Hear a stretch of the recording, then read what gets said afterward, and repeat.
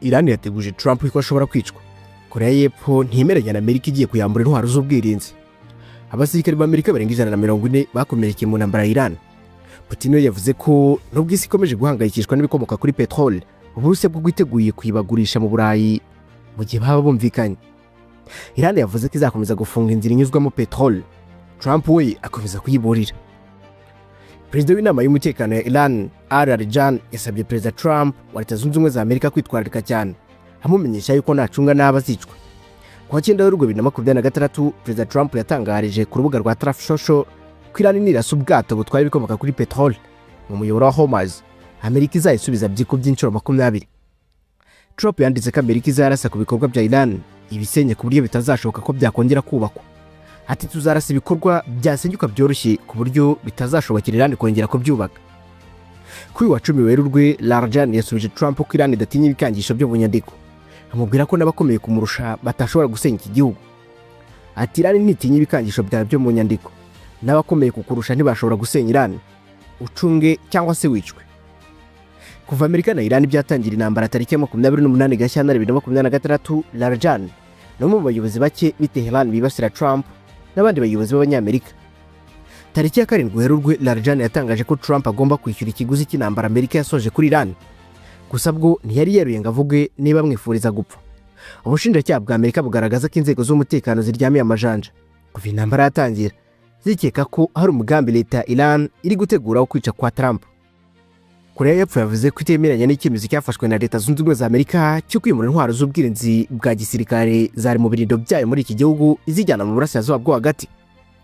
Iki cyemezo gifashwe nyuma y'uko ibirindiro byinshi bya Amerika byo mu Kigobe hari raporo zerekanye ko nta ntwaro z'ubwirinzi bwa misile zihagije byari bigifite, kandi intambara ya Amerika na Iran imaze iminsi 12 igikomeje. Ubwirinzi nkene nabwo byavuzwe ko bwabaye intandaro y'impfu z'ingabo za Amerika zari mu birindiro byayo byo muri Kuwait nyuma yo kuraswaho na Iran. Ubwo yari mu nama y'abaminisitiri, Perezida wa Korea y'Epfo Lee Jae-myung yavuze ko hari zimwe mu ntwaro zari mu birindiro binini bya Amerika biri muri iki gihugu bya Osan Air Base zajya mu birindiro bya Amerika biri muri Arabie Saoudite na Leta Zunze Ubumwe z'Abarabu. Andi makuru avuga ko hagaragaye indege z'ubwikorezi za gisirikare zijya kuri ibi birindiro mu cyumweru gishize, bikekwa ko zari zigiye gutunda ibikoresho. Perezida Lee Jae-myung yavuze ati twerekanye ko tudashyigikiye ko ingabo za Amerika ziri muri Korea zimuri intwaro z'ubwirinzi bw'ikirere ku nyungu zabo. Gusa ni ikintu tudafite icyo twahinduraho. Icyakora yavuze ko kwimuriza intwaro bitazagira ingaruka zikomeye ku bushobozi bwabo mu bijyanye no kurinda ikirere cyabo. Korea y'Epfo ni kimwe mu bihugu bifite ibirindiro binini bya gisirikare bya Leta Zunze Ubumwe za Amerika, ndetse kandi byasinye amasezerano y'ubufatanye mu kurwanya Korea ya Ruguru nk'igihugu gikungahaye ku ntwaro za nucleaire. Habarurwa abasirikare barenga 28,000 ba Amerika ku butaka bwa Korea y'Epfo bafite intwaro zihambaye zirimo n'iza Patriot zizwiho gusenya ibisasu. Intambara igitangira, Iran yari yateguje ibihugu byose birimo ibirindiro bya Amerika kutazatungurwa n'ibiraswaho, ndetse kandi ko igihe Amerika na Israel byatangiza ibitero muri Iran, nayo yihoreye irasa mu bihugu bya Bahrain, Kuwait, Qatar, Jordan, Arabie Saoudite, Iraq ndetse na Leta Zunze Ubumwe z'Abarabu. Ati kuva intambara yatangira, abasirikare bagera ku 140 bakomerekeye mu bitero bagiye bagabwaho mu minsi 10 ishize. Parnell agaragaza ko abasirikare 8 muri abo 140 aribo bakomeretse bikomeye ndetse kandi bakiri kwitabwaho, ariko abandi bo batangiye no gusubira ku rugamba. Iyi ntambara yatangiye ku 28 Gashyantare 2026 ubwo Iran yagabwagaho igitero na Leta Zunze Ubumwe za Amerika ifatanyije na Israel. Byahitanye umuyobozi w'ikirenga wa Iran Ayatollah Ali Khamenei n'abandi bayobozi bakuru barenga 40.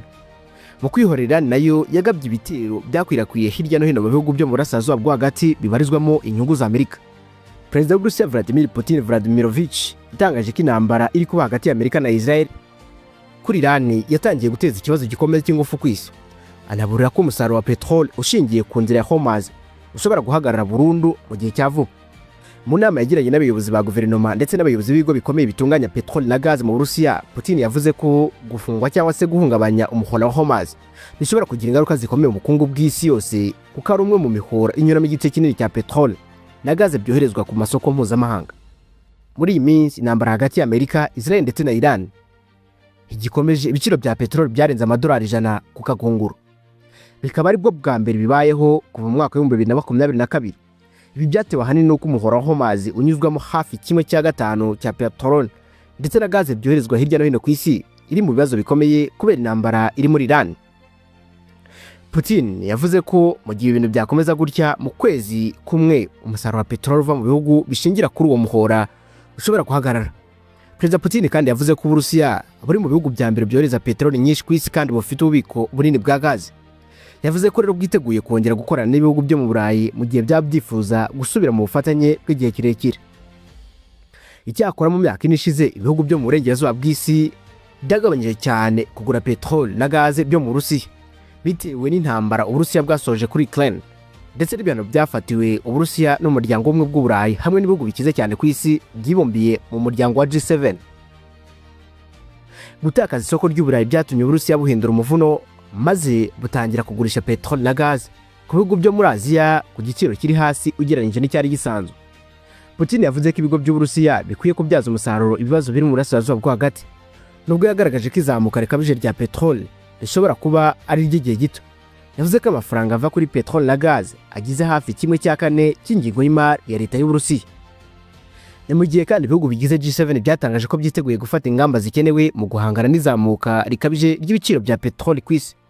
Putin yavuze ko Uburusiya bwiteguye gukorana n'Uburayi ariko ko hakenewe ibimenyetso bigaragaza ko nabwo bwifuza kongera ubwo bufatanye kandi ko bwiteguye kubakira ku buryo burambye kandi buhamye.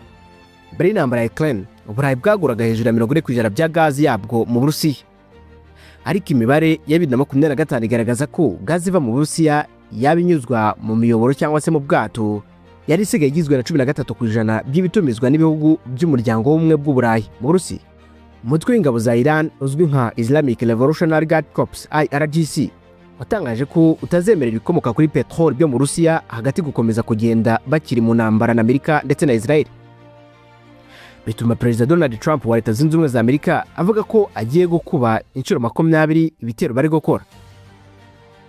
Kuwa kabiri Werurwe nibwo IRGC yatangaje ko yafunze ubunigo bwa Hormuz ndetse kwandika izarasa bikomeye ubwato bwose buzagerageza kuhaca. Avuga yuko atazemera n'igitonyanga cya peteroli gutambuka. Umuyoboro wa Hormuz ni inzira ifunganye y'amazi iri hagati ya Iran, Oman ndetse na Leta Zunze Ubumwe z'Abarabu. Inyuramo ibicuruzwa biva mu bihugu byo mu burasirazuba bwo hagati bijya mu bice by'isi binyuze mu mazi.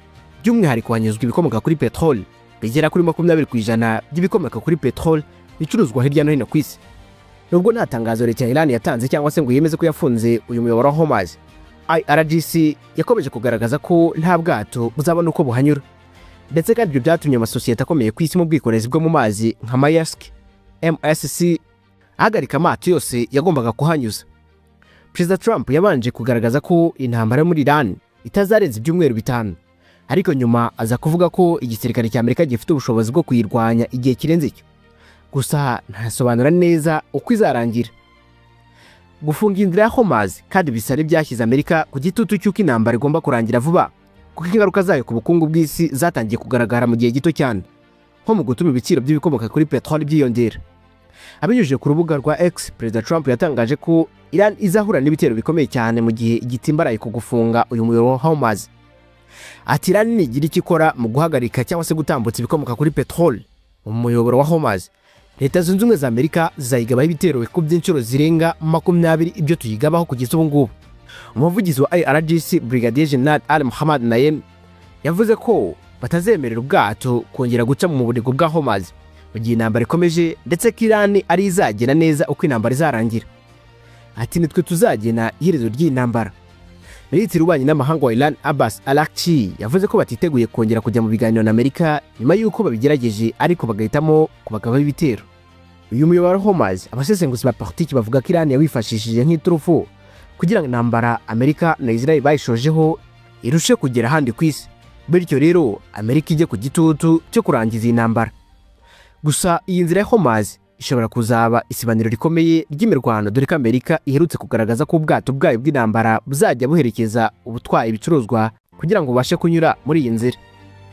Ibyo byongeraho ko Perezida w'Ubufaransa Emmanuel Macron yatangaje ko yohereje ubwato bugera kuri 12 mu nyanja itukura ndetse na Mediterane, hagamijwe gutabara ibihugu by'i Burayi bigabwaho ibitero na Iran no gufungura uyu muyoboro wa Hormuz. Reka mbashimire wese tubanye muri iki kiganiro. Dore mu kiganiro cy'ubutaha, Imana ibarinde.